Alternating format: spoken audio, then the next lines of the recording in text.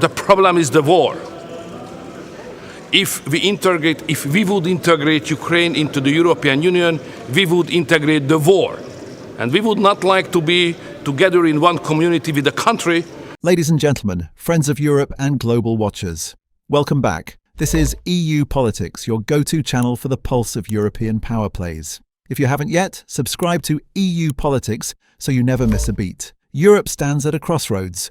The 27-member bloc is under unprecedented pressure.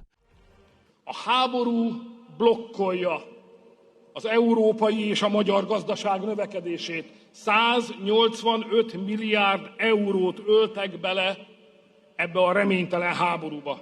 From war, migration, internal democratic backslides, and a growing rift among its own leaders. At the centre of this turbulence are two of its most polarising figures, Italy's Prime Minister Giorgia Meloni and Hungary's leader Viktor Orbán. Their views often converge on nationalism, sovereignty, migration, yet increasingly diverge on how the EU should respond to war, democracy concerns, and Europe's future. Today we take you through the latest developments, judicial reform in Italy, Hungary's veto politics on Ukraine and EU aid, the growing alliances and fractures within the European right, and what it all means for the future of the EU. It began with a bold move in Rome. In October 2025, the Italian Senate approved sweeping judiciary reforms under Meloni's government, a reform that would separate the careers of judges and prosecutors, drastically changing a model that had existed in Italy's justice system for decades. According to supporters, this reform is long overdue. It promises greater clarity, less overlap, and more efficiency in Italy's notoriously slow courts. On 21st November, Meloni publicly assured that the reform is consistent with the European Union justice system during discussions with the EU's Commissioner for Democracy and Justice. But critics and many in Brussels are alarmed. Independent judges' associations have warned that this move risks undermining judicial independence.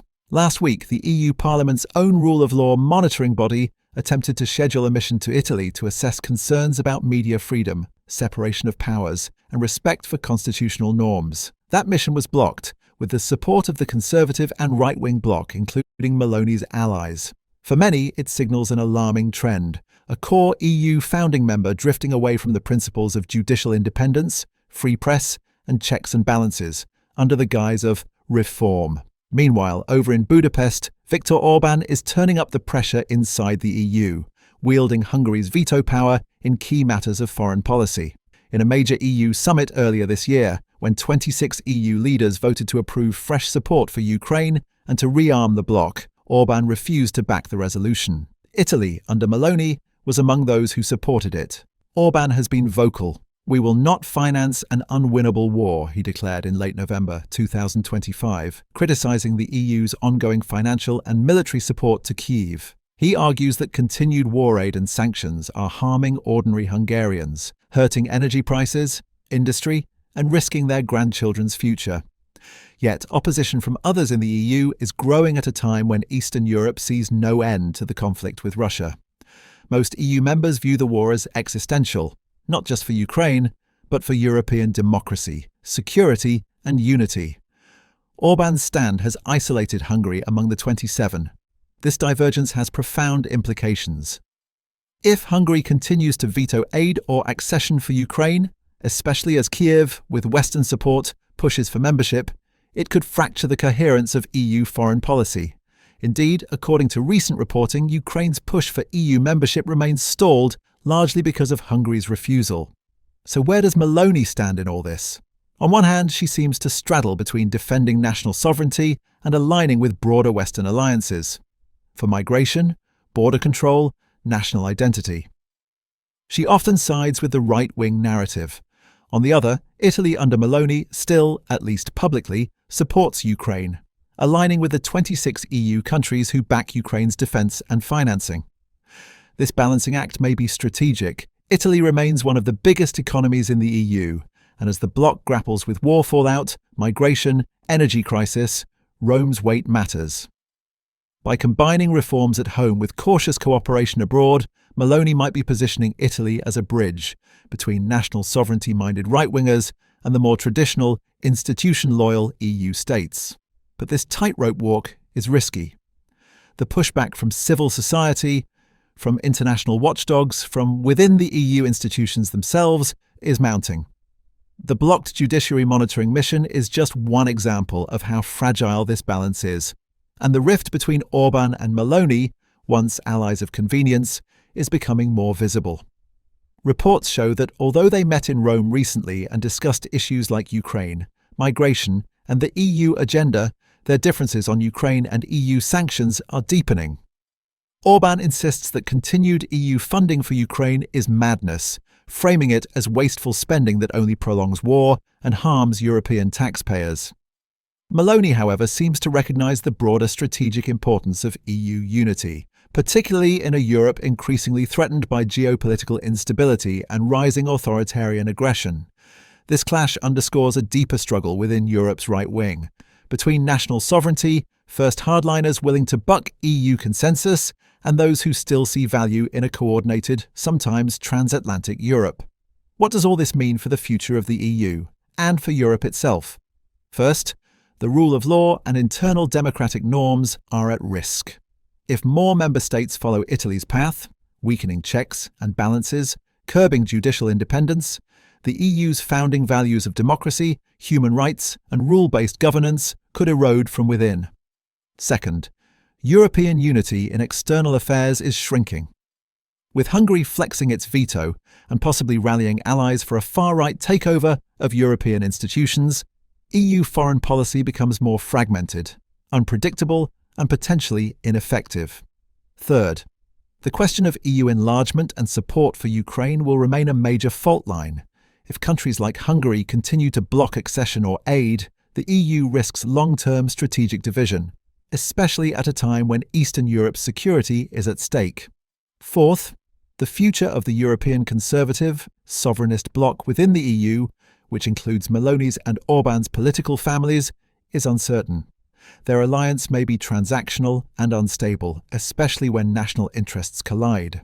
And finally, for ordinary Europeans, from Italy and Hungary to Poland, Germany, Baltic states, the choices their leaders make now will shape not just their politics, but their freedoms, their security, and the soul of the continent. So, where does that leave us? Europe is entering a decisive phase. If leaders double down on illiberal reforms, disregard for the rule of law, and national-first veto politics, the EU could fragment, losing cohesion and global influence. If, however, pro-EU forces, civil society and citizens demand accountability and pressure their governments to uphold democratic norms, there remains a chance to preserve the European project. The stakes could not be higher: democracy, human rights, peace, and the fate of Ukraine itself. If you're following this on EU politics, make sure to hit that subscribe button and share this video. Debate, discuss, stay informed, because this is not just about capitals and summits. This is about Europe's future. But as this political storm intensifies, one thing is becoming clearer. Europe is not only debating policies, it is debating identity. The struggle between national sovereignty and collective European strength is shaping every decision, from migration deals to energy strategy to military cooperation. And both Meloni and Orbán understand the power of this moment. Their moves are not just political calculations, they are attempts to redefine what the EU should be in the 21st century. Meanwhile, public sentiment across Europe is shifting. Many citizens feel frustrated with rising costs, border pressure, and slow bureaucratic responses from Brussels. This frustration is fueling the rise of right-wing and populist movements, giving leaders like Meloni and Orbán even more influence. But it also raises the risk of deeper polarization, where compromise becomes harder and consensus becomes nearly impossible. In the coming months, Europe must make tough choices.